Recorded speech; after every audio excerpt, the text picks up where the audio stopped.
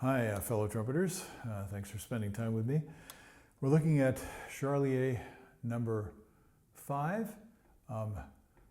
Articulation is the subject of this one. And it's interesting because it's the challenge of combining slurring and tonguing together. This one is pretty long, and I don't honestly believe that I can play all the way through it without giving you a pretty bad performance. So, that would be the thing that I would have to work on. But I want to get to this and see whether I can give you some things that'll help you, and then if I have to perform it, I can get back to practicing it a little bit more efficiently. As I played through, I noticed, there are all kinds of difficulties, and the main difficulty I ran into is it's an etude and it keeps going and going and going. So as we keep going, it's very difficult to maintain the skills, the coordination, maintain the fluidity of our movements. We tend to get a little bit tight. It's a little bit like what happens to any athlete as they start to reach the limit of their capability. Like a baseball pitcher, they start to get tight. Pretty soon the pitches get wild, and then the manager has to pull them out of the game. So in this case, I may start and stop a little bit, but we'll see what I can do for you.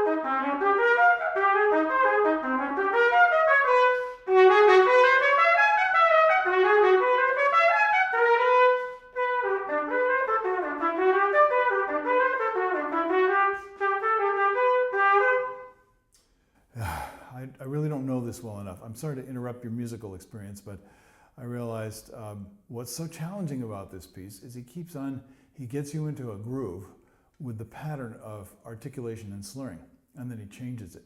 So I'm going to start at the key change, the second key change, where he goes into A, and I'm going to do that slowly, because I don't think I can do it cleanly quickly.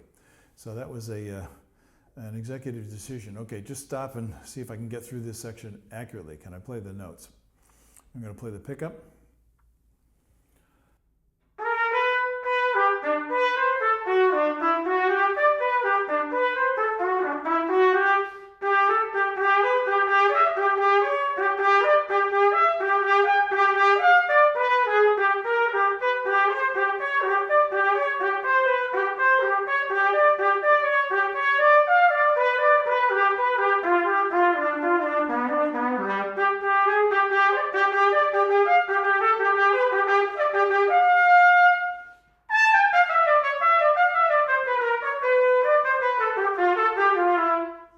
Another section where he changes the pattern. And this is so important because my vision is not so good, so I'm trying to read this and I can't really see it very well. I would actually have to memorize it. And the memorization, this is interesting because once you get in that groove, your brain kind of goes like, oh yeah, I know what this is. And you go chugging along, and then you run into a spot where it changes. So the key is recognize where the pattern changes, and if possible, work on those transitions so you go from one pattern into the other pattern seamlessly. Obviously, I haven't done that work yet, but I'm doing what I can. So I'm going to start now on the G forte that's before the dal segno.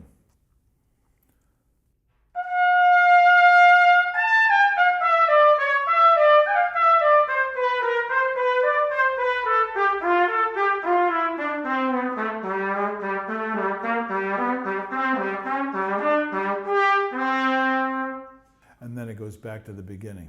So that spot needs a little bit more work.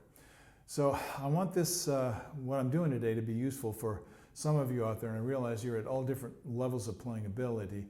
Those of you who are actually preparing this, who are maybe in conservatory or in a college music program of some kind, or if you're a professional player, is using these etudes to kind of sharpen your skills, especially if you're an orchestral player who has to have, who doesn't use these kind of skills very much, but still needs to maintain the agility, the lightness, the response, the skills that are necessary for this style. It's great to be playing these, and so hopefully some of what I say will be useful for you. So we're changing from staccato, separated notes, to slurred notes. So I'm going to go right back to the beginning.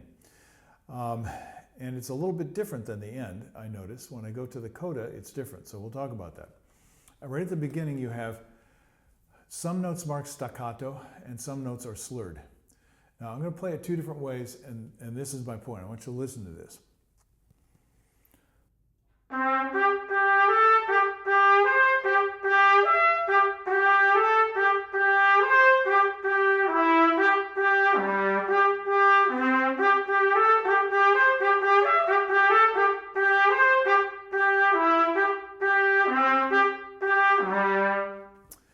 Now, I did that pretty deliberately so you could hear what was going on. When it goes by up to tempo, you don't actually consciously hear this unless you know exactly what to listen for, but it has a strong musical effect. So there are two ways to do this that I find people commonly do. I just demonstrated the way I'm going to recommend to practice it, and then from there you can make your own musical decisions. So what I'm doing is pretty simple. The long notes, the slurred notes, and the very first note of the piece, I'm playing full length, and I'm playing it into the staccato note with no space. The space comes after the staccato note, so the separation is following the note that's marked staccato.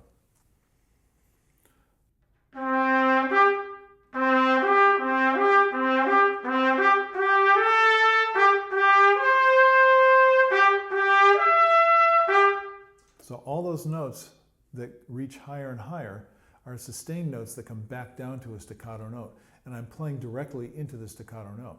So one way I practice this, and I do this on a lot of things, is to connect everything first, because I want to make sure that I have the skill to go down to the notes and keep my balance.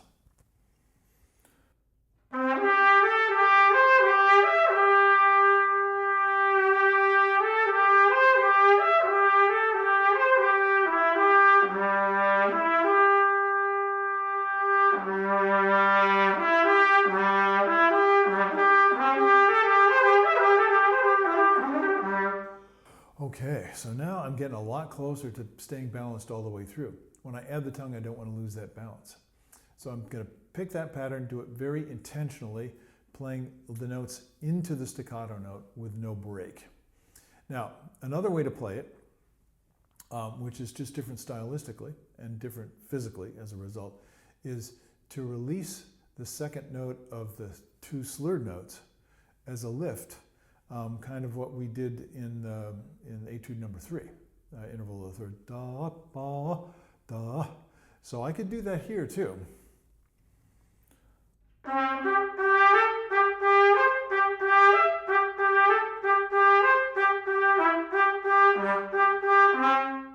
So I'm not happy with the low note. I need to go back and find out where that is.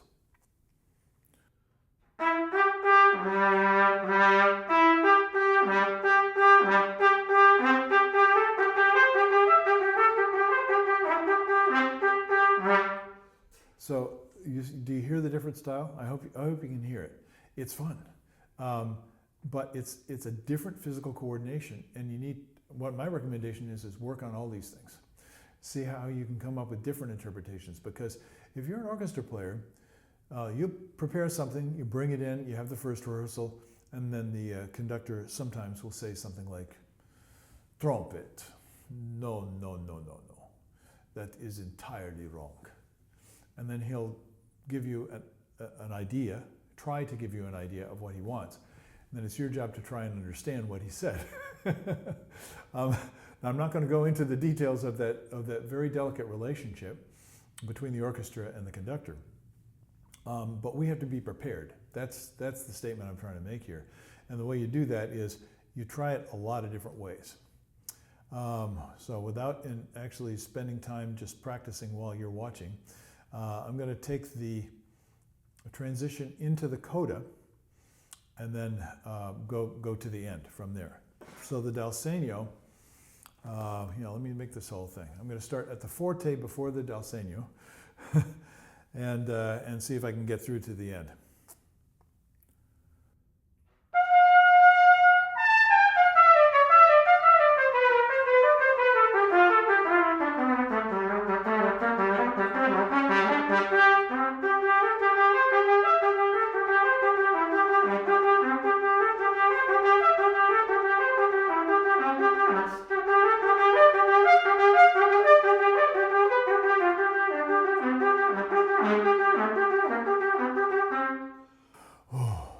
Now, I tried to do something just to see if I could do it. Probably wasn't too pleasant for you. I didn't take a breath for a long, long time. And then I took a couple of sniff breaths because there are no, what most people call good places to take a breath. And that's a topic. You could write a whole book about that.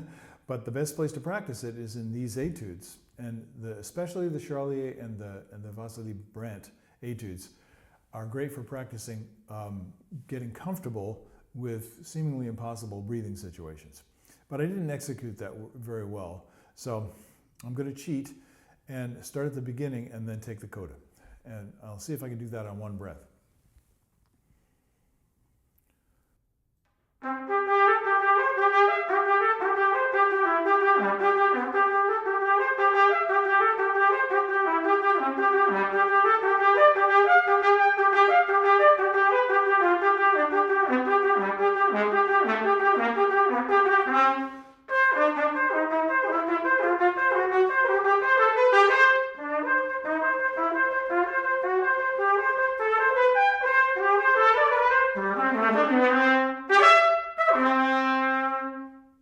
Okay, well, I need some more practice on that.